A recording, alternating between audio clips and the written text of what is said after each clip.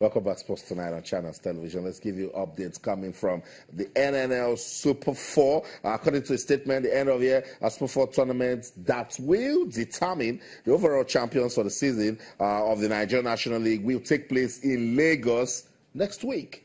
According to a release signed by the Chief Operating Officer, the three-day tournament will kick off on Sunday the 7th and end on Tuesday the 9th of January 2018 at the Agege Stadium. Let me get you talking. Let me just say Atlant Football Club, the Nazi Billionaires and the Afonja Warriors, Kwara United of Ilorin merged winners of both the Southern and Northern conferences in the regular season, while go-round FC of Omoku and Yobe Desert Stars of Damaturu were runners-up. The four teams who, by their efforts, qualified for the Super 4 will light up the soccer temple, that's Agege Stadium, in the wake of the New Year. It sounds good. We'll have an opportunity to see these guys that are coming into the NPFL and see some of the sparks that they can be bringing to the league. Yeah, we also have Heartland, cruised past every opponents in the Southern Division.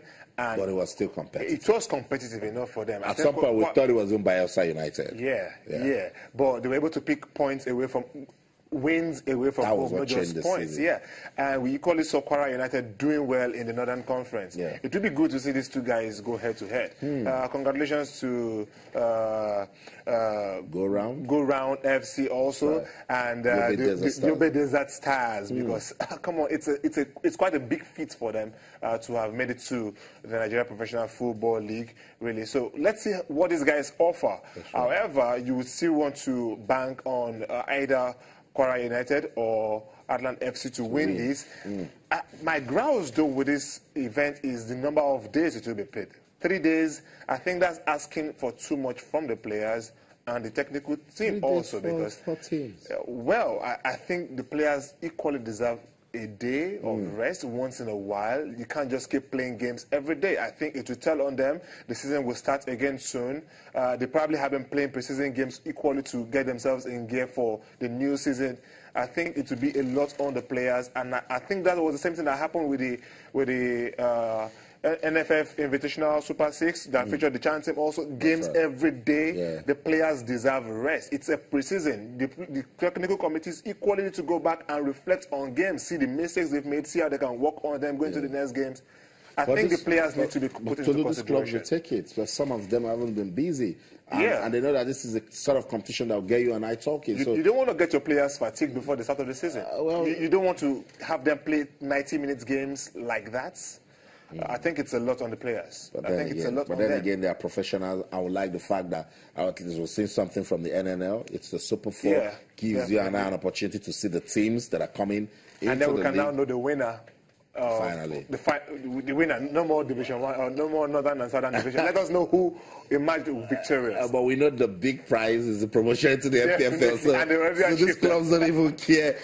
More updates as we're getting ready for the start of the new NPFL season. Rivers United. That was the team 2 seasons ago. They were so impressive. They made runner-up in the league. But the last season, they struggled. They struggled to even stay. And part of that struggle, we all know, players' welfare is one thing that can affect performance. But then good news comes their way. The Rivers State government, they have released funds for the payment of sign-on fees that were owed to players of Sharks, Dolphins, and Rivers Angels for the 2014-2015 season. The funds were owed by the immediate past administration in the state. Speaking on the development, the Commissioner for Youth and Sports in Rivers State, Honorable Boma Yayi, stated that the present administration will continue to make the welfare of sportsmen and women in the state top priority. And that's what it should be, actually. That's what it should be. If you want to get top performance, take care of your athletes.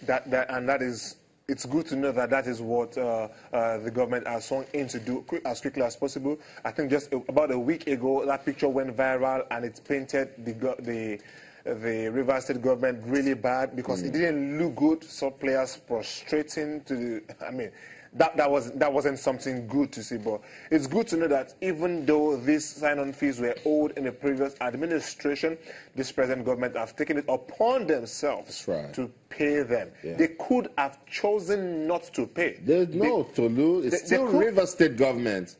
Austin, but it is a debt owed from the previous administration. Okay, who are they protesting to? The previous administration? Of course, no, they don't. They have to protest to that's what I'm saying.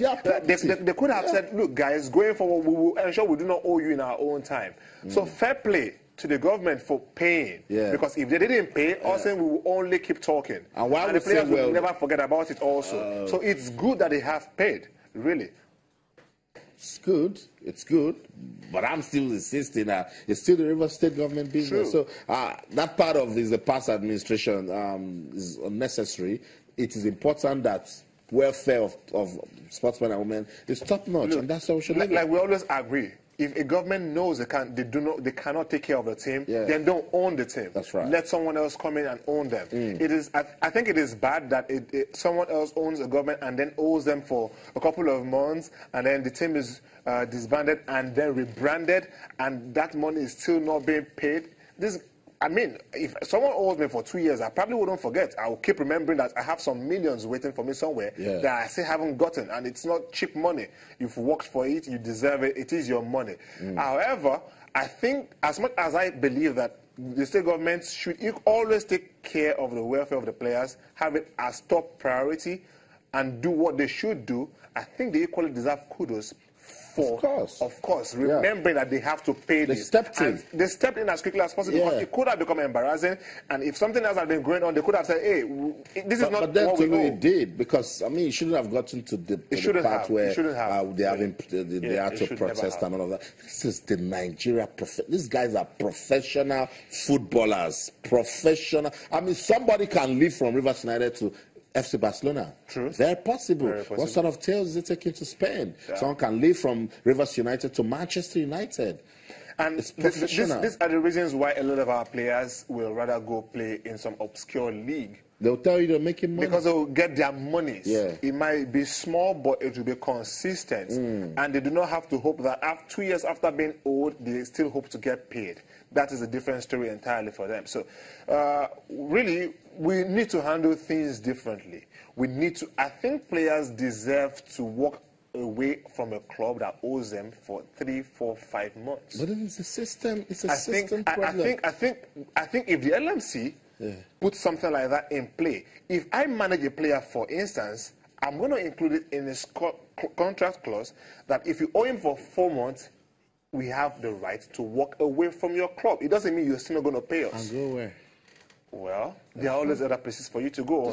There are always other places for you to go. And you can't always... These are just ways to make sure that the interest of the player and the welfare is protected. He has a family to take care of. He has himself to take care of.